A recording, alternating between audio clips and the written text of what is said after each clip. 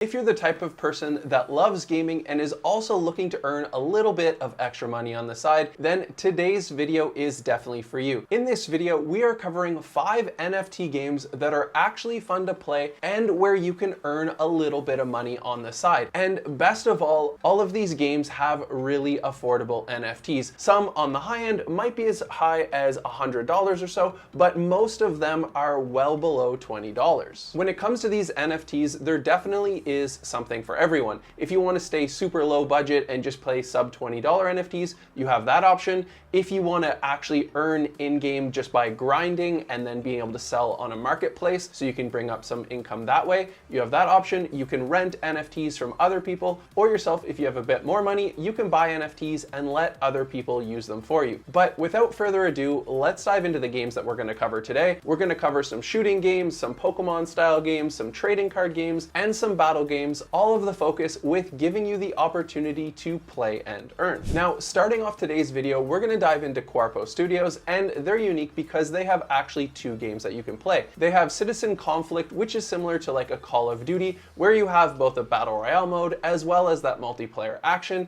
And they also have their brand new game that is currently about to be playtested called AneeMate. And in that game, it's almost like a Pokemon style-esque game, but it is actually an extraction shooter with creatures. And the best part about these games is they're fully open to everyone. You can play them for free if you want, or you can definitely get into that NFT grinding mindset where you can earn some NFTs in loot boxes that you'll grind and earn in-game, or grind out the matches and earn that QORPO token. So first off, let's start off with their game Citizen Conflict and cover how the NFTs are used in this game. Number 1, you've got that battle pass, and that comes with 100 exclusive cosmetics. You can buy the battle pass on the marketplace for 1,000 QORPO tokens, or you can do tasks on social media to earn them for free. And what's really cool about these unique seasonal battle passes is you'll get exclusive skins, and if they become high in demand, you'll be able to sell them on the marketplace later. Also in the battle pass comes weapon skins, loot boxes, and Zcash, their in-game currency. So when it comes to that battle pass, you'll have battle pass quests, daily quests, weekly quests,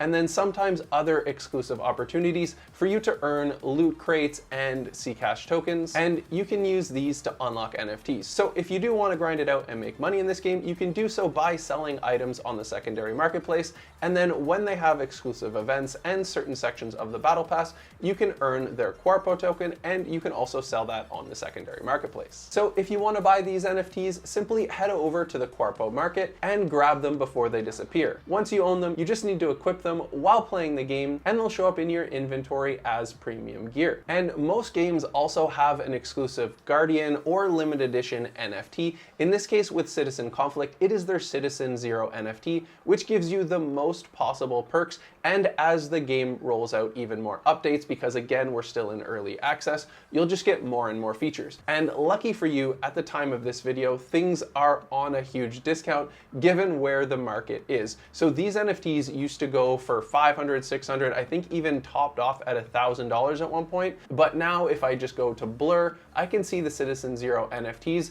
They're going for 0.03 ETH, one for 0.152 ETH, some for 0.2 ETH. So that's ranging anywhere from like $25 to $80. And considering just 4 months ago, you could find them for like $700, that is a huge discount. And then for the other game in the QORPO ecosystem, we have AneeMate, which is that creature extraction shooter. And in this one, they have things like unique AneeMate sticker packs that go for really cheap if you want to experiment with those, or you actually have the AneeMate NFTs themselves. Now, these are a little bit more expensive. If we head over to the Element Marketplace, we can see that things are trading for around 0.3 BNB, and BNB is around $600. So these are $180 at the moment, and they go all the way up to over $600. So this is definitely if you've got a bigger budget, but with so many things coming out in the AneeMate ecosystem, it kind of reminds me of Pudgy Penguins, where they're really working on developing that IP. And then anytime you have any of these Genesis series type NFTs,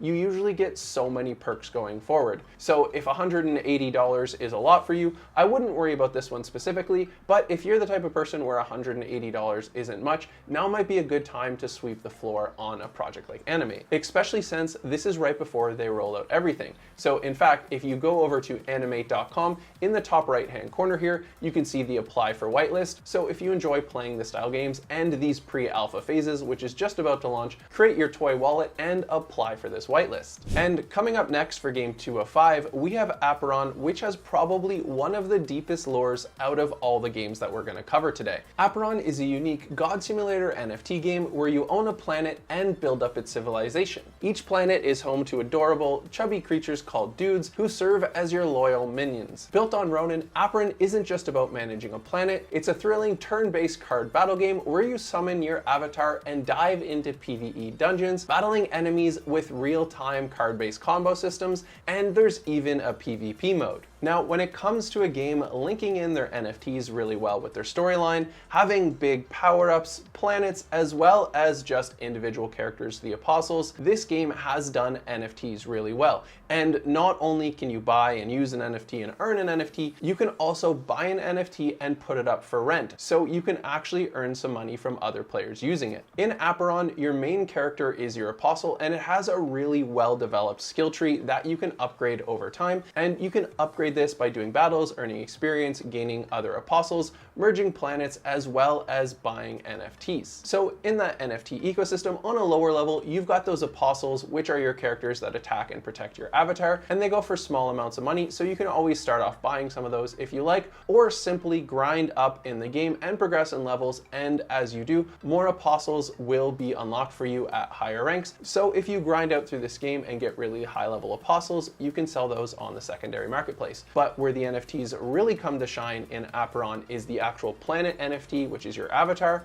as well as Star and Relic NFTs. Planet NFTs are your main character avatar, and they also have special skills depending on how the planets were bred. And there really is a lot to the whole Apeiron ecosystem, so if you do want to find a tutorial on everything you need to know for getting started, the NFTs, planets, breeding, all that kind of stuff, we actually have a really short and easy to follow tutorial series that you can find on our YouTube. Then when it comes to Star NFTs, these give passive bonuses that improve your gameplay, plus you can rent them out to other players as a form of passive income. Then you have the Relic NFTs. These are special in-game objects that can be converted into NFTs, letting you sell, trade, or use them to strengthen your account. And then if you head on over to the Apeiron marketplace, in their emporium here, you can see planets, apostles, stars, Gaudiverse, and orbital tracks that you can look through. And so for instance, like we were talking about here, you can see the planet NFTs. We've got one for as low as $8, $11, and then it goes up from there. Now, before you go and buy any of these planet NFTs or things like this, I really recommend that you watch our Apeiron tutorial series on YouTube because it explains this in so much more detail. And then if you want to learn more about other games or more on Apeiron, I really recommend heading over to Funjible.games. There you can see a breakdown of user reviews as well as about section and the NFT collections different games have. All you have to do is go on games and search for your favorite games, or search by network to discover new games that you've never played before. So then from there, like we said earlier, when it comes to making money with these Apeiron NFTs, you can do things like breeding planets and then sell a brand new planet that you create, or grind in game and sell what you collect on that secondary marketplace. And then finally, that feature that not every game has is the ability to rent to earn some of that passive income. So since we've covered these first two projects in great detail, for the rest, we're going to cover them a little bit more fast-paced since you know what you're looking for now. So first up for the remaining is a whole ecosystem, and then the other two are really cool games that we really enjoy. Then for the ecosystem, we have the Enjin ecosystem, and this is a blockchain fully built for interoperability. So if you're grinding a game like Lost Relics and unlock a really rare dagger, you can then use that dagger in other games in the Enjin universe. So to keep it simple, within the Enjin universe, let's just focus on three popular games. First, we have Lost Relics, which is a single-player action RPG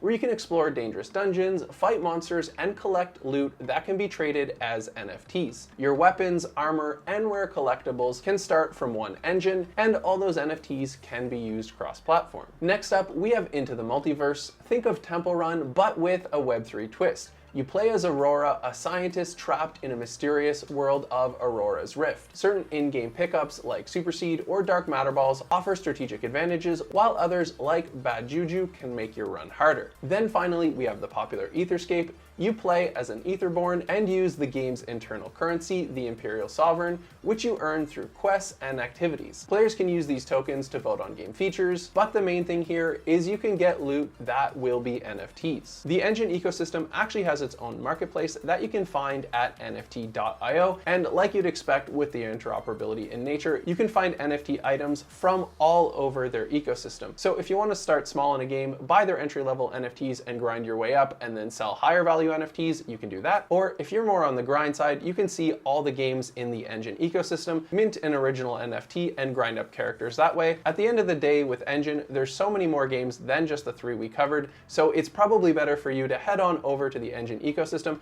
and look at the game that you're going to have the most fun with. And then finally, our last 2 games here are the very popular Guild of Guardians and Gods Unchained. First of all, let's dive into Guild of Guardians. It's a fantasy RPG where you build your team of heroes to take on dungeons, fight enemies, and collect rewards. It's an idle RPG, meaning your team battles automatically while you focus on strategic moves to win your game. Choosing the right heroes, upgrading their skills, and crafting powerful gear is what's most important. So how are the NFTs used in this game? Well, some of the heroes you can merge together in a process called Ascension to create an NFT. When it comes to heroes and NFTs in this game, it's all about selecting the right hero and bringing them up for Ascension, which turns them into an NFT. When you do this, your hero becomes a Radiant Guardian and they become more powerful, as well as more tradable and sellable on that secondary marketplace. And then not only can you buy and sell these NFT characters on the secondary marketplace, there's also upgrades. So if you unlock an upgrade in the game, or you can purchase these upgrades to upgrade your NFT. When it comes to using these NFTs in-game, simply log in with your immutable passport. Your NFT Guardian will appear in your collection, ready to be used in battles. Then when it comes to getting more of these Guardians, you can try and pull them in packs,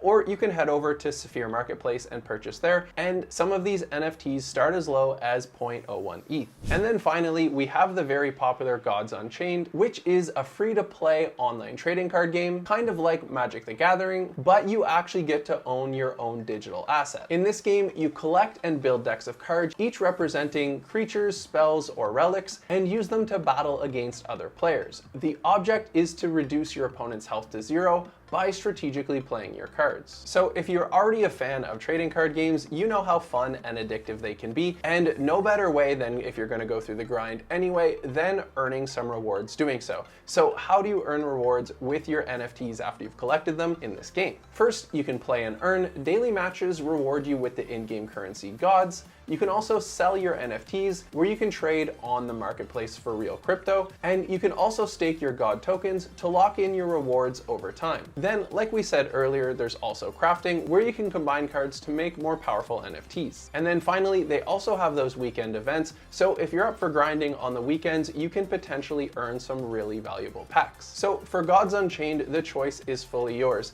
Do you want to go on the secondary marketplace? Do you want to open packs? Do you want to buy stronger cards and make a stack deck? Or do you want to be the person who grinds it up from the bottom and creates a really powerful deck? And then from there, again, you get the other choice. Do you want to continue just having fun with this game? Or do you want to try and start selling these cards on the secondary marketplace? So at the end of the day, you can see there's so many ways to use NFTs in gaming. And keep in mind that although the market might be pretty sad at the current time, we're at the very, very, very start of this. All these games are just in early access or private alpha or betas and things like that. None of these games are truly released yet. Now, in traditional gaming, we're used to seeing these massive titles launching on day one, almost bug-free, ready to go. Whereas with these crypto games, we actually have to wait until 2027, maybe even 2030, for a lot of them to get to where we would expect a AAA game to launch. So although it feels a bit lackluster and exciting right now, if you do enjoy these ecosystems and put the time in now, you'll probably be more rewarded as time goes on. And at the end of the day, it is just gaming and we're here to have fun. And you can definitely do so with all the games we've listed today. Then if you want to discover new games, simply head on over to Funjible.games. You can see in-depth walkthroughs, project founder interviews, filter to find new games you've never heard of, or like right now, the Neon Heroes playtest is currently happening, and this game is so much fun. So if you like third-person shooters, definitely check this one out.